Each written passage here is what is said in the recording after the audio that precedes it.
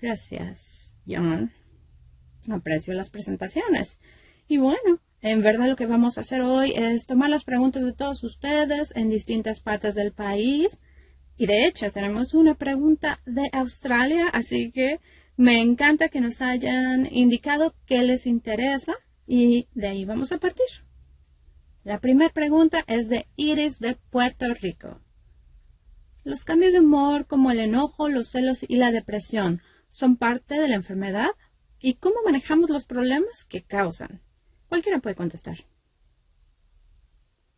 Sí, los cambios de humor, esto es un término que escucho bastante trabajando con los pacientes. Escucho de los cambios de humor y cómo los describen y creo que es muy importante saber exactamente qué causa este cambio de humor o de dónde surge. Lo que creo que es muy común en la enfermedad de Parkinson es que las personas quizá están teniendo un día normal, tranquilo y de repente se ponen ansiosas o irritables o quizá hasta un poco groseras o enojadas. Y cuando las personas sufren de depresión y tienen ansiedad, su capacidad para lidiar con la frustración y los retos de la vida, especialmente pues en la vida con Parkinson, se ve disminuida. Entonces, con respecto a esto, los cambios de humor son comunes. Y es difícil saberlo cuando vemos a alguien ahí sentado y pensar en esto. A lo mejor uno piensa que está haciendo una pregunta relativamente inocente y de repente la persona le contesta mal o muy cortante. Y con la depresión, esto es una reacción común. El otro tipo de cambios de humor que escuchamos en psiquiatría se asocia más con los trastornos bipolares, donde la persona quizá está tranquila o luego está muy feliz o tiene un cambio de humor muy drástico, luego llega un pico y de repente hay una baja fuerte.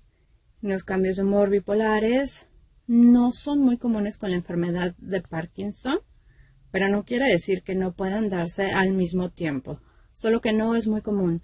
Y ciertamente con los cambios de humor más serios, en definitiva se tendría que buscar ayuda de un psiquiatra y que estuviera involucrado con esto. Y de hecho, en cualquier momento en que estas reacciones involucren el enojo, donde a lo mejor la persona pudiera llegar a ser un peligro para ellos mismos o para alguien más, o si los celos se están volviendo más extremos y están causando muchas peleas por el tema de la confianza, ahí es donde sí entonces se involucraría un profesional para entender qué está sucediendo. Gracias. Linda, ¿quieres añadir algo? Sí. Pues trabajando en la línea de ayuda, te puedo decir que muchas veces escuchamos sobre ciertos episodios de depresión, porque en el Parkinson la depresión es algo subyacente de la misma enfermedad. Muchas veces la falta de producción de dopamina por la baja de neuronas en el cerebro causa esto y pues cuando tienes más dopamina te sientes mejor y cuando tienes menos pues tiendes a presentar más episodios de depresión o ansiedad, etcétera. Y algunas veces pudiera ser útil observar cuándo es que esto sucede y a lo mejor poder distinguir si es algo relacionado a la medicina, el medicamento o a sus efectos activos e inactivos. Y en cuanto a la pregunta de los celos, cuando alguien está tomando un agonista de la dopamina, los celos y el enojo y el sospechar pueden ser parte de los efectos secundarios. Estos medicamentos pues son para un porcentaje pequeño de personas. Pero pues yo diría que hay que registrar los síntomas, quizás hasta tener un diario de síntomas para ayudar a distinguir si es que hay un patrón en estas experiencias que las personas están teniendo. Excelente. Creo que realmente son puntos muy buenos. Y la segunda pregunta es de Ruth en Nuevo México. ¿cómo puedo ayudar a mi ser amado con Parkinson a que pueda lidiar con su depresión? Bueno, ya dijeron que el buscar un profesional o tener un diario para ver qué está causando la depresión o los cambios de humor, pero ayúdenos a entender un poquito más. ¿Cómo los podemos ayudar a manejar esto una vez que ya tenemos los medicamentos para esto, por ejemplo? Travis, Linda. Sí, con gusto. Yo creo que la mayoría que está viendo este webinar ha escuchado que la actividad física puede ser muy buena y especialmente en el caso del Parkinson todavía más. Y esto es verdad, cada vez hay más pruebas que demuestran la importancia de la actividad física, no solo para mantener la salud general, sino para la salud mental también en los casos de Parkinson. Otro factor crítico de estilo de vida es el permanecer socialmente activo. En las instancias en que se han hecho estudios para ver a quienes les va bien envejeciendo y a quienes no tanto, por ejemplo, los estudios de MacArthur sobre el éxito del envejecimiento o los estudios de memoria de Baltimore y el estudio tan grande que hizo Yale, donde siguieron a personas durante muchísimos años a lo largo de su vida y vieron que el factor de predicción número 1 para saber a quién le va a ir bien a la hora de envejecer es la actividad física. Y después de eso, incluso antes que los problemas de genética y otras complicaciones médicas, está la actividad social o estar socialmente activa. Y esto es realmente muy importante por muchas razones. Pero sabemos que las personas que están más activas socialmente e involucradas tienden a enfrentar las adversidades de la vida mejor. Y son más resilientes ante la depresión y la ansiedad y otros tipos de complicaciones que trae el Parkinson. Linda, yo sé que tú estás en la línea de ayuda y muchas de estas preguntas son de seguimiento, pues porque este es el panel de salud mental y pues tienen que ver mucho con la depresión y la apatía. Y lo que yo veo es que es un poquito difícil de gestionar. Por ejemplo, como cuidador de alguien de Parkinson, digamos, si hay alguien que está deprimido o con una gran apatía debido a la enfermedad o los medicamentos, ¿cómo se les puede alentar a que hagan ejercicio? A mí me cuesta forzarme a hacer ejercicio solita y no sufro de depresión. Sí, igual a mí. Es una muy buena pregunta. Algunas veces hay muchos beneficios en programar cosas con otros. Con el ejercicio, por ejemplo, si es posible formar parte de un grupo de ejercicio donde se dé también un tipo de socialización, pues podría ser un poquito más de incentivo porque los demás van a estar preguntándose dónde estás o por qué no viniste y a lo mejor hay más interés de involucramiento. Y bueno, nada más quería agregar que con esto del COVID, ahora es el momento de maximizar nuevas formas de hablar con las personas. Planear más allá de lo que sigue del COVID. Creo que todo el mundo ahorita está más abierto a hablar con otros en distintas reuniones, foros y podrías hasta socializar más ahorita y después seguir continuando esto después del COVID. Así que maximizar el uso del Zoom, el FaceTime, mandar mensajes de texto. Hay muy buenos recursos en línea para hacer ejercicio con otros. Y a lo mejor esto ayuda a compensar un poco la resistencia que hay, pues se puede hacer en tiempo real desde la comodidad del hogar y las actividades organizadas, pues es uno de los antídotos para esto.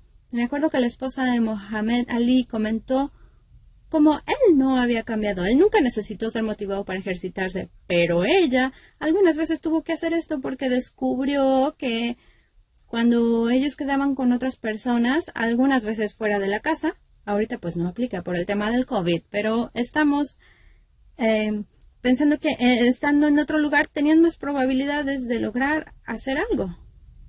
Y sabes, en cuanto a las actividades de grupo, y es difícil admitir que a lo mejor hay algo positivo del COVID, Pero bueno, es que de hecho ahora estamos pudiendo conectar incluso con personas que ni conocemos y de esta forma a lo mejor te sientes más cómodo desenvolviéndote.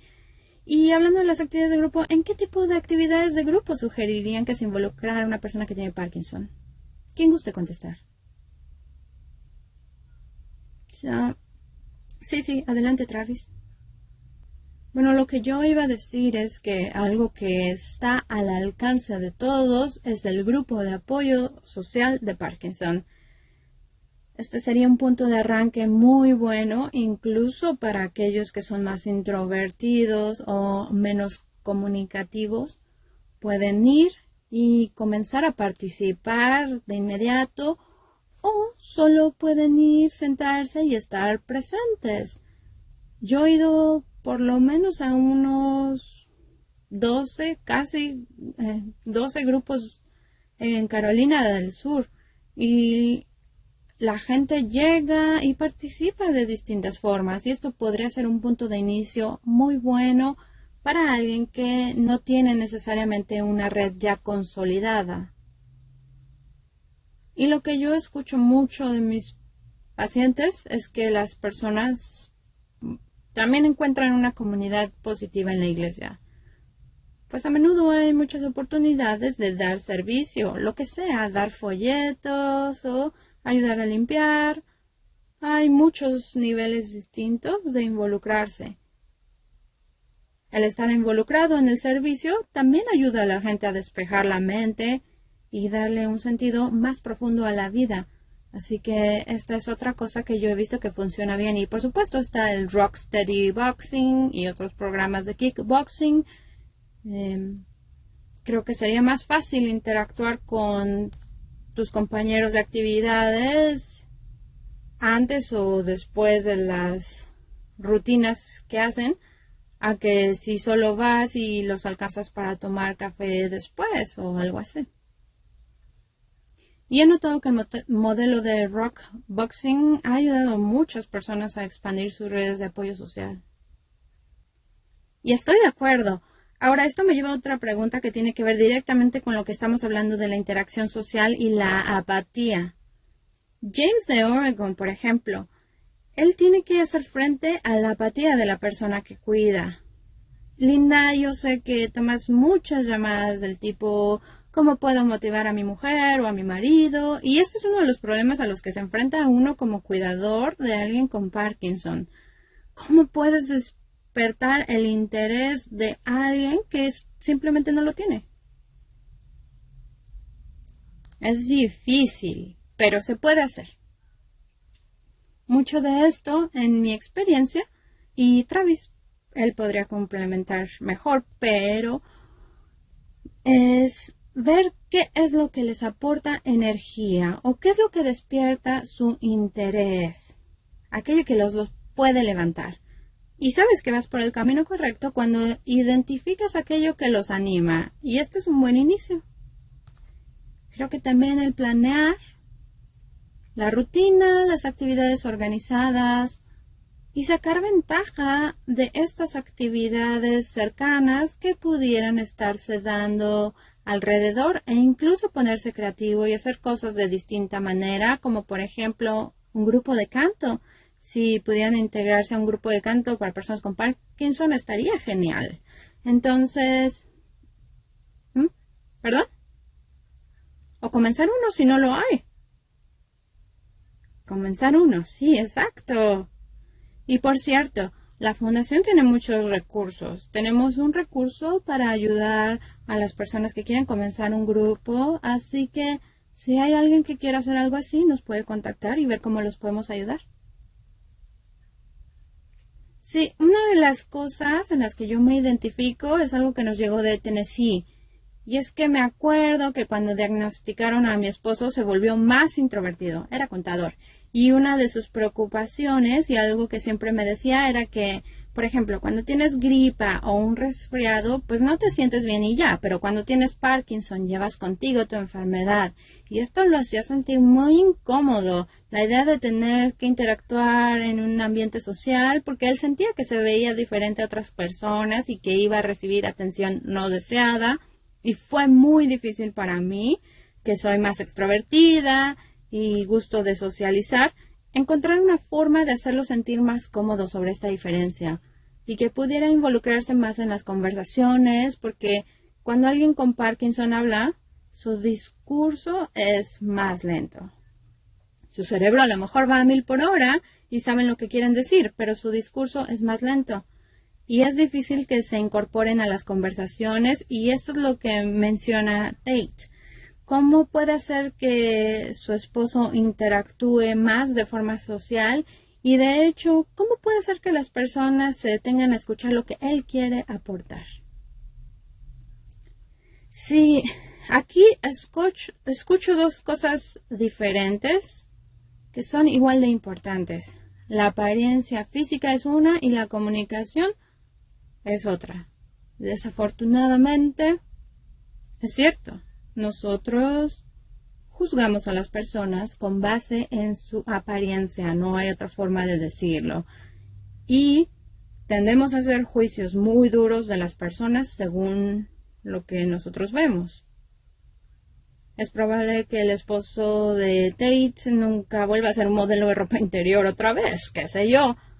Quizá haya cambios que vengan con esto, pero también es cierto que las personas tienden a preocuparse más por su apariencia que de cómo se ven los otros.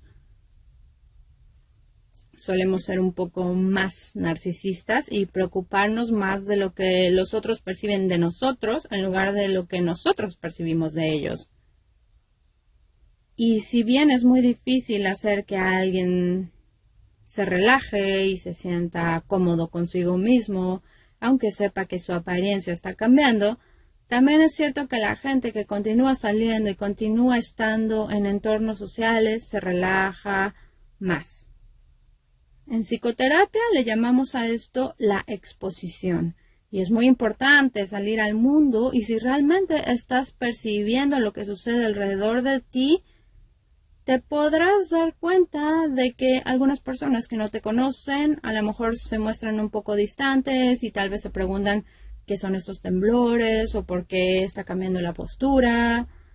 Pero la mayor parte de las personas dejan de pensar en eso pronto, y a las personas importantes de tu vida no les va a importar realmente cuál es tu apariencia, sino el hecho de que tú estés ahí.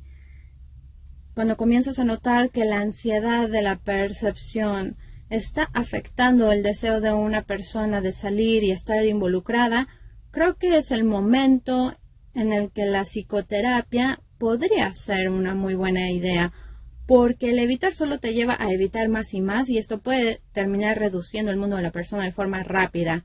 Y por supuesto que no queremos ver que suceda esto con las personas que tienen Parkinson. La segunda parte de esta pregunta es la que tiene que ver con la comunicación, y esta es otra cosa muy importante, y hay distintas razones por las cuales yo escucho que las personas dejan de interactuar. Hay muchas. La apatía es una, la depresión es otra. A mí me gusta comenzar con la raíz del problema y tal vez preguntar si hay una pérdida de escucha, porque aparte del Parkinson, y especialmente en los hombres, con frecuencia se da la pérdida de escucha, y cuando las personas no escuchan bien, tienden a participar menos en las conversaciones, puesto que no las están siguiendo realmente, y es más fácil sentarse y dejar que la conversación corra y uno quedarse solo con sus pensamientos.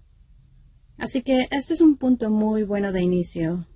Y una vez descartando esto, creo que es importante ver los factores cognitivos que pudieran estar teniendo un papel aquí. La persona tiene dificultad para seguir el hilo de la conversación o lo que se está discutiendo, o están teniendo problemas al encontrar palabras que quieren utilizar para expresarse y organizarlas e integrarlas perfectamente en el flujo de la conversación. Con frecuencia este es el caso. Así que, desde el punto de vista del cuidador, lo que yo veo que funciona muy bien es que algunas veces, tal vez, solo bajarle la velocidad a una conversación donde hay muchas personas y tratar de mantener nada más un tema para no saltar de una cosa a otra muy rápido y mantener un tema. Y de ahí encontrar una forma de enlazar los intereses de la otra persona específicos en esa conversación y hacer que quieran participar más. Y el último tip que yo veo que funciona muy bien es reducir el tamaño del grupo. Si hay muchas personas reunidas y se vuelve algo abrumador, por ejemplo, si están en una reunión de un country club, pues a lo mejor reunirse con una pareja o dos máximo, donde haya un lugar sin tanto ruido ni distracciones y que sea más fácil participar para la otra persona. Algo más manejable. Sí. Esta es una forma de facilitar esto para una persona que tiene Parkinson y que quieran involucrarse y compartir sus ideas y sus pensamientos y emociones, que por supuesto es lo que queremos. Y finalmente, no podemos olvidarnos de la terapia de habla si hay un problema de comunicación. Y esto es parte de nuestro equipo de aliados y tenemos que asegurarnos de utilizarlos para que nos ayuden con asuntos como el volumen, el discurso y la articulación. Exacto, y esto es algo que Amy de Illinois mencionaba, que tenía dificultad con la persona que ella cuida y hacer que quiera continuar con la terapia de habla o que haga ejercicio, por ejemplo, el box o algo más, por la apatía y la depresión. Y creo que ya cubrimos esto. Una de las cosas que he escuchado es que las personas con Parkinson a veces pueden enojarse mucho. Personalmente, yo no sé si esto se deba a la enfermedad o los medicamentos, pero el enojo y la irritabilidad algunas veces son piedras angulares de la enfermedad de Parkinson. Y cuando tratas de utilizar tus propias destrezas para manejar el enojo de esta persona que está enojada o irritable, generalmente termina siendo contraproducente. En el caso de Jane de Illinois, ella dice que su esposo con frecuencia la acusa de que actúa como si fuera su terapeuta. Y ella no sabe cómo lidiar con esto. Linda, yo sé que tú recibes llamadas de esto en la línea. ¿Qué consejo le darías? Bueno, creo que depende mucho de por qué está enojado. Si la molestia viene de algo que tal vez le parece inusual a él o ella, entonces a lo mejor hay algo más que tiene que ver con los cambios del medicamento o cambios de la misma enfermedad. O incluso si hay alguna información que recientemente se le metió a la cabeza y no dejan de pensar en eso. Y para identificar esto, en mi experiencia, cuando yo hablo con la gente por teléfono, les pregunto, ¿qué ha cambiado? Y les pregunto, ahorita, aquí en este momento, ¿qué es lo que te está llenando de dificultad? Y creo que esto es muy importante. Algunas veces el enojo es una manifestación de sentirse herido. Creo que podríamos decir que a veces el enojo solo es que nos sentimos lastimados. Y bueno, Travis sería la persona más correcta para hablar de esto y cómo analizarlo, pero ver de qué va este dolor y tratar de no sonar como un psicólogo. Algunas veces, pues, no sé, solo repetir lo que ellos nos dicen para asegurarnos de que entendemos lo que dicen, y esto lo practicamos incluso en nuestras propias relaciones, en nuestras familias. Esta es la forma ideal de platicar con alguien, escuchar y después repetir. Ok, entonces entiendo que te sientes de X forma. Y esto no significa que no están en desacuerdo total o que no están molestos, sino que solo es que los están tomando en cuenta y que ellos sepan que los escucharon. Y creo que esta es una parte muy importante, que ellos sepan que ustedes entienden lo que ellos expresan y que no suene como algo ensayado, sino tal vez algo como, escuché que dijiste esto y esto cuando yo hice tal y tal. Entonces, creo que esta es una buena forma de abordar el enojo y quizá checar otras cosas, por ejemplo, cómo durmió la noche anterior o cómo ha estado durmiendo últimamente. Creo que deberíamos de preguntarnos también sobre el cuidado del sueño y también deberíamos de tener otra pregunta sobre la salud de la socialización. O sea, asegurarnos de que también estamos considerando la parte social, porque como dijo Travis, si no estás socializando, entonces vas a estar más propenso a deprimirte, al enojo, la desesperanza y muchas otras cosas. Así que yo creo que realmente hay que analizar esto porque quizá el cuidador es la única persona con la que el paciente de Parkinson interactúa. Y esto podría ser parte de la solución, involucrar más personas. Buen punto.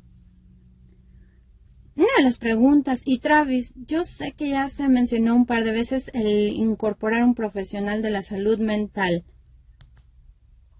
Mi primera pregunta, y viene de Walter en Tennessee, quiere saber cuándo y cómo saber que es necesario traer un psicólogo o un psiquiatra como parte del equipo de cuidados. Y lo que yo quería preguntar es que para muchas personas no es costeable porque su seguro médico no cubre el tratamiento de un psicólogo o psiquiatra. Entonces es una pregunta de dos partes. Una es, ¿cuándo incorporar un profesional? Y si no tienes los medios, ¿cómo incorporarlo? Sí, esta es una pregunta difícil. Yo no estoy tan informado en el cómo navegar el sistema del seguro médico para poder obtener este tipo de servicios. Sé que con Medicare Part B, que debería ser prácticamente lo mismo en todo el país, hay 10 sesiones individuales de psicoterapia que se cubren por año. Pero no podría decirte si es en copago, o pago compartido o no, y al final pues cada plan de salud va a ser diferente. Entonces la parte financiera es un poquito difícil y ahora la otra parte complicada es encontrar a alguien muy bueno en la comunidad quien entienda suficiente sobre el Parkinson para poder dar una terapia bien informada que funcione. Y una de las cosas que siempre le digo a las personas cuando recomiendo un terapeuta al describir la terapia de apoyo empírica, que es principalmente cognitiva conductual, y lo que tiene que abordar es, vemos que pues no tiene que hacerte sentir cómodo, de hecho tiene que retarte a hacer cosas de forma distinta en tu vida para no repetir los mismos patrones de comportamiento o los mismos patrones de pensamiento que te llevaron a este resultado negativo o que están mal adaptados.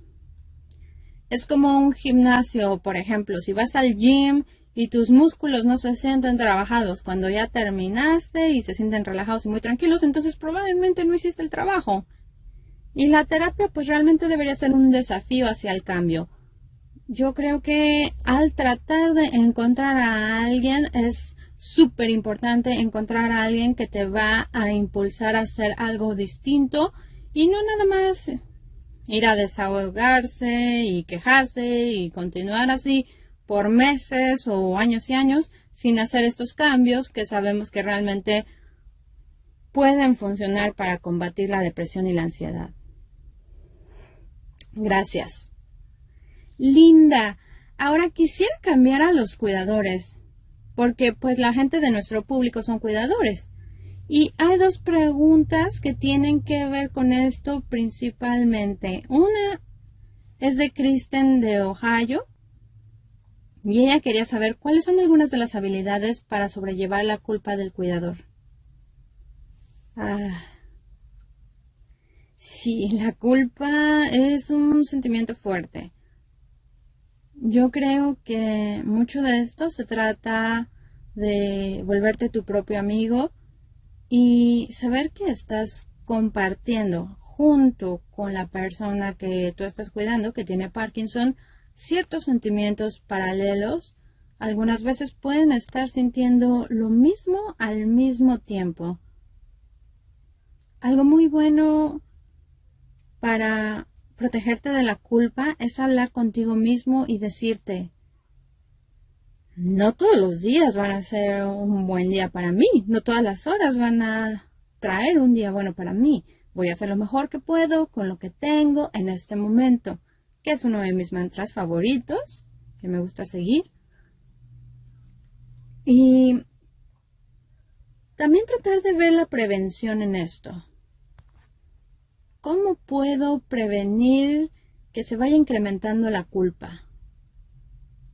Yo lo veo como la forma en que cuidamos nuestros coches, el mantenimiento que les damos.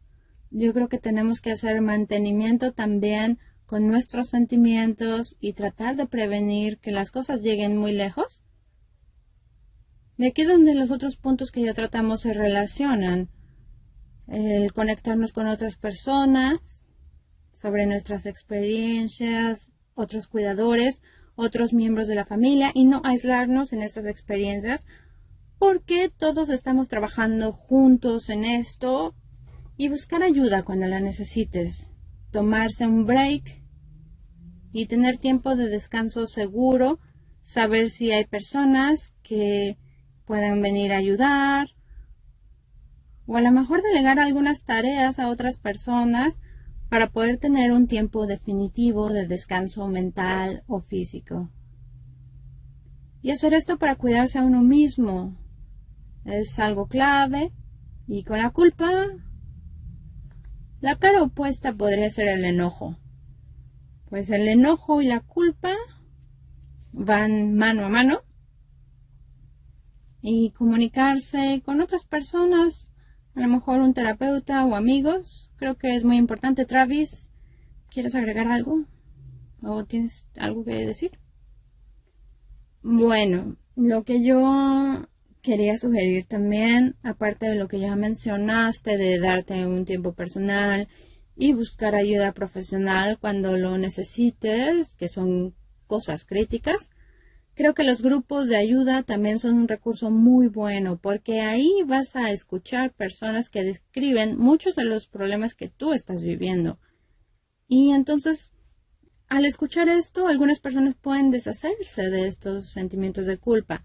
Una de las partes tristes del Parkinson que yo he visto que ocurren durante el transcurso de la enfermedad es que por una determinada razón, una persona, la persona con Parkinson ya no puede ir a participar a estos grupos.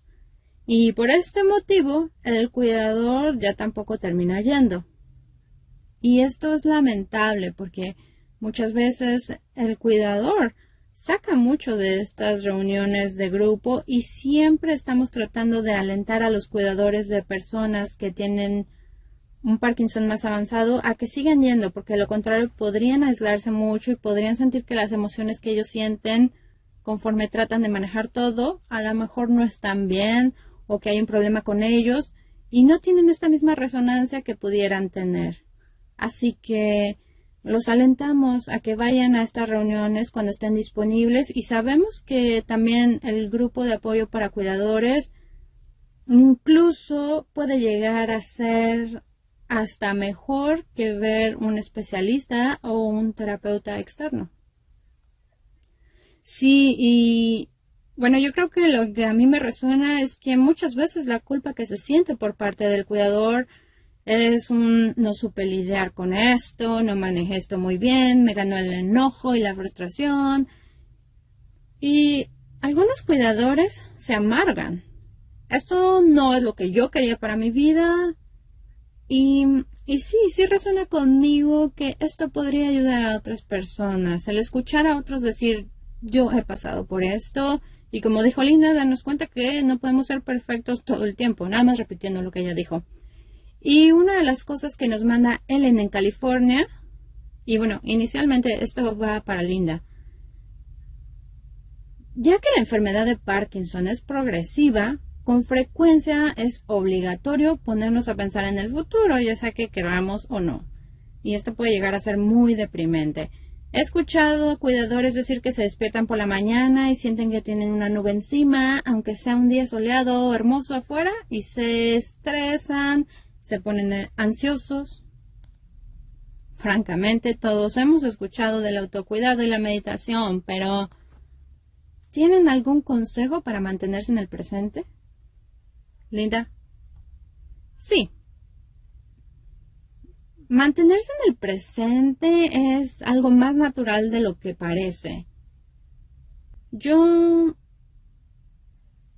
pienso en mi propia vida y muchas afecciones que me he encontrado y simplemente no sabes lo que te espera en el futuro. Bueno o malo, simplemente no lo sabes.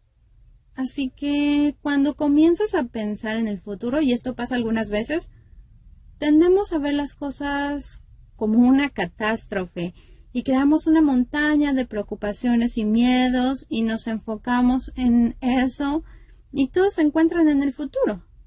Así que la idea del concepto de mindfulness o estar en el presente, y estoy segura que muchos han oído hablar de esto, es una práctica que se puede desarrollar donde puedes aprender a ser consciente del momento en el que te encuentras, de lo que sientes y piensas, y también darte tu propio coaching con frases como yo no sé qué me depara el mañana, yo no sé qué pueda pasar, y también ver aquello que es significativo para el día de hoy. ¿Qué es lo que te da energía hoy? Y enfocarse en estas cosas. Y si realmente tú disfrutas a tus nietos, pues entonces vive en el presente con tus nietos, o en las fotos que tengas, o los videos, o hablar de ellos. Enfócate en disfrutar lo que tienes hoy. Y si tienes un mal día y no lo puedes superar, solo inténtalo. Haz un esfuerzo y pues hay muchas cosas en el futuro que no podemos predecir. E incluso hoy mismo no podemos predecir qué es lo que va a suceder por completo. Así que eso, tratar de mantenerse en el aquí y en el ahora, las cosas que te brindan energía, elegir la esperanza, y cuando sientas que no estás eligiendo la esperanza, analiza tu pensamiento, entrena tu mente para que comience a pensar en estas cosas del día de hoy. Y otra cosa que quiero agregar, trata de tener un balance en la información que llega a tus oídos. Por ejemplo, si tienes las noticias prendidas todo el día, que ahora es muy difícil con todo lo del COVID-19, trata de no hacerlo. A lo mejor solo verlas 1 o 2 veces al día y poner atención en qué otras cosas estás escuchando. Te estás conectando con lo que te da significado, con temas de alguna creencia espiritual o algún interés tuyo. ¿Te estás conectando con esto? ¿Tienes más de esto en tu cuenta mental que de lo negativo? Es verdad, muy cierto. Travis, tú mencionaste en un par de ocasiones la importancia de buscar un psicólogo o un psiquiatra para integrarlos al equipo de cuidados. ¿Y cómo podemos encontrar un profesional, ya sea un neurólogo o un especialista en el trastorno del movimiento? Y esto viene de Diane en Texas. Alguien que esté bien informado sobre los aspectos psiquiátricos y psicológicos del Parkinson. ¿Cómo saber a quién acudir? Sí. Y solo para aclarar, bueno, yo no creo que todo el mundo tenga que ver un psicólogo o un consejero. De hecho, yo creo que en un momento determinado la mayor parte de las personas realmente no necesitan verlo, pero aún así es importante que tengan uno en caso de que algún día lo necesiten. Y para poder encontrar a alguien que sea bueno, la mejor recomendación que yo daría sería buscar un centro de excelencia cerca de ustedes. Este es un muy buen comienzo. No quiere decir que no haya personas maravillosas fuera del centro, pero sí es un muy buen lugar para comenzar, puesto que ellos ya se han informado de distintas formas y hay una probabilidad muy alta de que encuentren a alguien que tenga las habilidades y la información de los aspectos no motrices y psiquiátricos de la enfermedad de Parkinson. Ahora, si les queda muy lejos, a lo mejor pueden ir ahí cada cierto tiempo y el especialista del centro tal vez trabaje con un neurólogo más local que puedan ver. Y si realmente está muy lejos, entonces podrían pedirles recomendaciones. Las personas en estos centros van a conocer a personas en su área o hay una probabilidad buena de que conozcan a alguien que tenga su consultorio ahí y que crean que sea bueno para manejar estos asuntos psiquiátricos complejos que conlleva el Parkinson. Esto sería mi primera recomendación. Ahora, la otra cosa que pueden hacer es, nuevamente lo digo, acudir al grupo de apoyo. Y ahí la gente discute las cosas. Y por lo menos va a haber una persona que haya tenido problemas con los cambios de humor o los síntomas de ansiedad. Y yo esperaría que también hayan encontrado al menos una persona que pudieran recomendar que les ayudó. Entonces realmente estás haciendo un favor de muchas formas. Si te encuentras a alguien que ha sido útil para ti, manejando la depresión y la ansiedad o la psicosis que se puede dar con el Parkinson y recomiendas a alguien más, es más probable que vean a esa persona en vez de a alguien que encuentren en un directorio. Y esta persona va a comenzar a desarrollar más habilidades al ver cada vez más personas en la comunidad con Parkinson. Entonces realmente pueden ustedes mismos crear un experto en su área de esta forma. La capacitación de la comunidad. Sí. Travis, creo que eso es muy bueno, eso que dijiste. Y quería añadir que algunas veces a lo mejor pudiera surgir un problema único específico del Parkinson y que el terapeuta no sepa al respecto. Y la fundación tiene información. Algunas veces la gente nos dice, ¿tienen algo que le pueda dar a mi terapeuta o mi psicólogo, quien sea, para hablarles sobre los trastornos de control de impulsos, por ejemplo?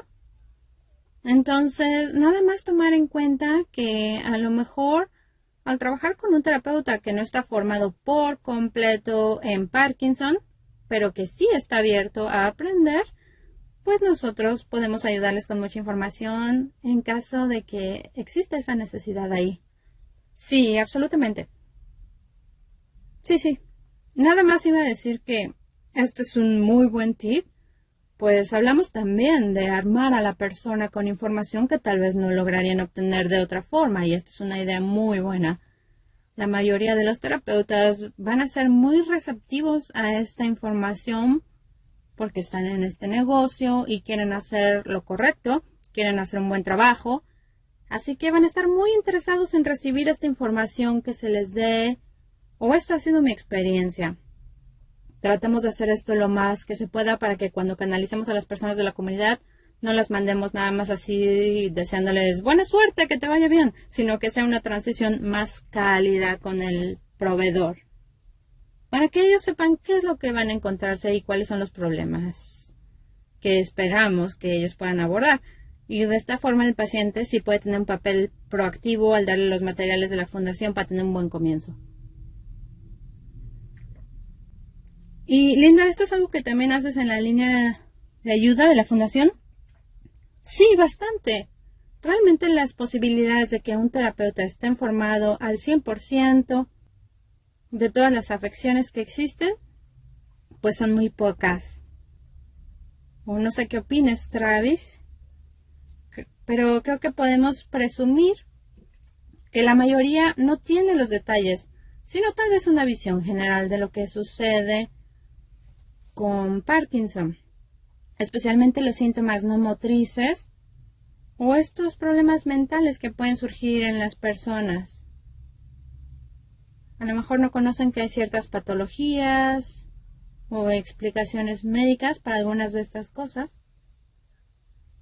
Sí, de hecho es un reto si no sabes nada de Parkinson, por ejemplo, ¿cómo sabes qué está pasando con la ansiedad que surge en las bajas en la tarde, cuando nuestro ritmo circadiano decrece y el medicamento deja de hacer efecto?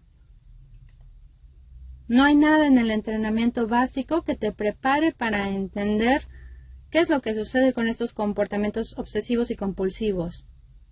E incluso solo la neurobiología de la apatía, el no tener una motivación normal para hacer las cosas o tener interés. La dopamina es una gran parte de esto. Así es como podemos predecir una experiencia satisfactoria Y en el Parkinson, esta es baja, no solo en los circuitos motrices, sino también en las rutas límbicas. Y la gente crea estas predicciones de recompensas y podemos tratarlo, pero hay que abordar la apatía de forma más directa con algunos experimentos simples que terapeutas han estado haciendo por mucho tiempo en la terapia cognitiva conductual para predecir por cuánto tiempo vas a disfrutar algo y después forzarte a hacerlo y luego medir tu nivel de disfrute para saber si la proyección estuvo correcta o incorrecta, y en la mayor parte es incorrecta. Las personas terminaron disfrutando más de lo que se esperaba y la próxima vez que surge se les olvida por completo lo que aprendieron o lo que vieron o los obstáculos que hay para encontrar el impulso o la causa, lo que sea, y se subestima cuánto se puede disfrutar algo.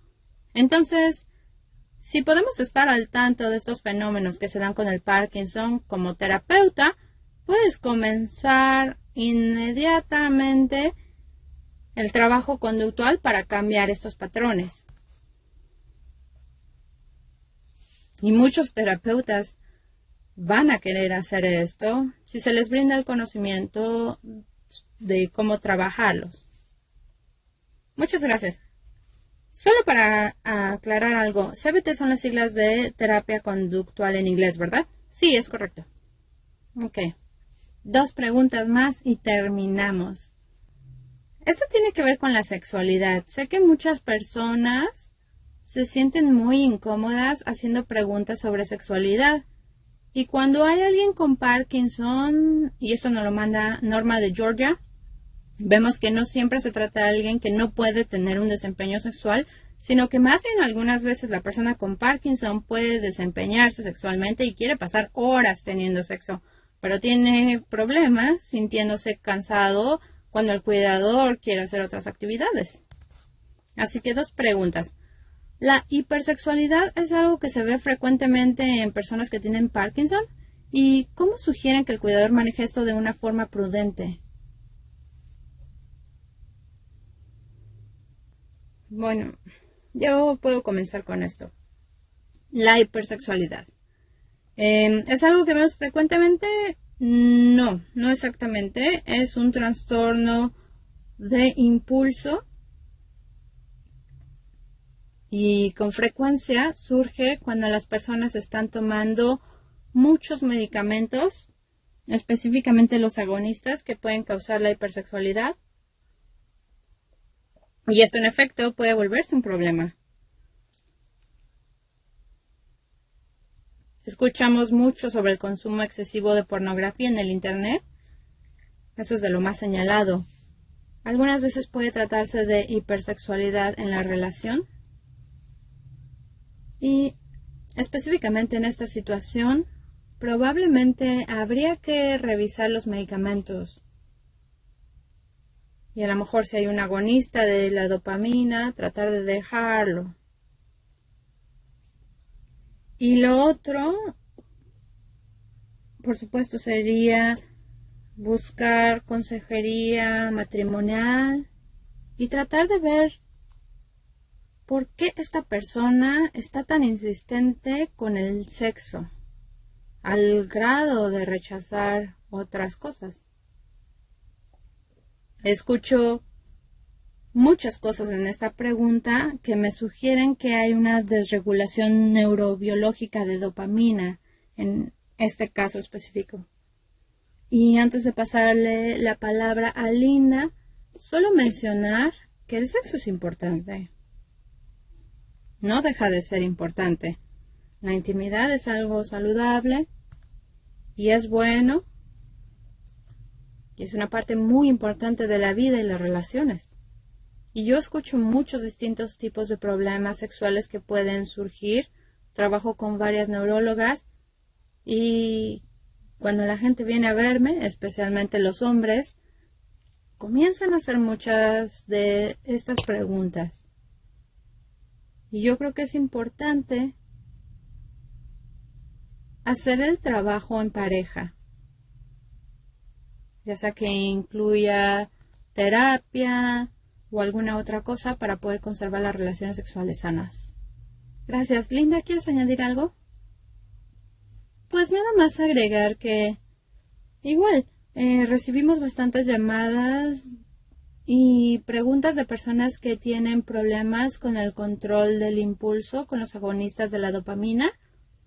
Y bueno, como hay un poco menos de vergüenza a la hora de hacer una llamada porque de cierta forma está más protegida la identidad, las personas llaman y nos comentan esto bastante. Y lo que yo puedo decir es que esto fue lo primero que se me vino a la mente. Una de las señales que podemos observar es, o podría ser, ver que si la persona comienza a presionarte o a ponerse agitado porque su necesidad sexual no se está satisfaciendo, o si sienten que nada más se trata de eso y ninguna otra cosa importa, pues entonces igual, así como si le dieran un consejo a su mejor amigo, si alguien los estuviera presionando o haciéndolos sentir incómodos. Creo que es un buen indicio pensar que se trate de un agonista de la dopamina. Y una de las cosas que quería decir sobre esto es que algunas personas quizá no saben que algunos de los efectos secundarios en los agonistas de dopamina no suceden exactamente en el momento, sino pudieran darse tal vez 8 o 9 meses después o antes, pero no siempre se da de forma inmediata y a lo mejor no pueden hacer esa conexión con estos medicamentos. Y otra cosa es que cuando hay un problema con cualquier cosa que tenga que ver con el Parkinson, hay que ver qué está cambiando o si siempre ha sido así. ¿O por qué está sucediendo esto ahora? ¿Qué pudo haber sucedido que desencadenó todo esto? Y bueno, es lo que yo sugeriría. Gracias. La última pregunta tiene que ver con los pacientes jóvenes que van desarrollando Parkinson. Y la pregunta viene de Grace en California. ¿Cómo podemos hacer que la comunidad sea más consciente de los efectos secundarios mentales y psiquiátricos no visibles de la enfermedad y de los medicamentos en los pacientes jóvenes y sus médicos, familias y lugares de trabajo? Bueno, algunas veces pienso lo siguiente. A ver, ya tienes la enfermedad y tú no la elegiste, pero de cierta forma ya te convertiste en un tipo de embajador, por decirlo así, y no por elección propia. Entonces, yo creo que una persona podría beneficiarse de decidir y decir, ok, yo voy a estar en situaciones donde voy a tener que abogar, incluso si no quiero hacerlo, voy a tener que abogar por mí. A lo mejor, y algunas veces las personas llegan a cruzar este umbral de decir, ok, yo no quería esto, pero bueno, ya lo tengo. Y comienzan a aceptar lo que ellos quieren hacer y comienzan a sentir esta fuerza en su interior de lo que quieren que la gente sepa. Y van a tener que hacer uso de un buen criterio sobre dónde y cuándo hablar sobre la enfermedad con las personas, pero quizá comenzar con las personas más cercanas a ustedes es una buena idea y de ahí extenderse a otras personas que no conocen y desarrollar este nivel de comodidad de hablar sobre esto con otras personas. Ahora en la fundación tenemos mucho apoyo y por cierto, hay 1 millón de personas con Parkinson, así que no están solos en el sentido literal de la palabra. Hay muchas personas que probablemente tengan alguna conexión con el Parkinson y hablar sobre esto quizá pues no sea tan incómodo como creen. Y hay 1 millón de personas que lo tienen y otras tantas conectadas a este millón. Y pues hay muchas personas para apoyarlos, para que puedas abogar por ti mismo y lo puedes lograr. Y tenemos información en la línea también para ayudar a la gente. Y en nuestro sitio electrónico tenemos información de cómo hablar con el empleador o algunos otros tips. Así que acérquense a nosotros que tenemos cosas muy específicas a su situación para ayudarles. Muchas gracias, Linda. Y bueno, con este espíritu positivo vamos a terminar la discusión del día de hoy. Quisiera agradecer al público, los participantes, por darnos estas preguntas tan introspectivas y tanto a Linda como a Travis, muchas gracias por sus respuestas. creo que lo que han dicho nos ha dejado con mucho que pensar y nos ha hecho creer que no estamos tan solos como quizá nos sentimos. Así que gracias nuevamente. Gracias por la oportunidad. Sí, muchas gracias.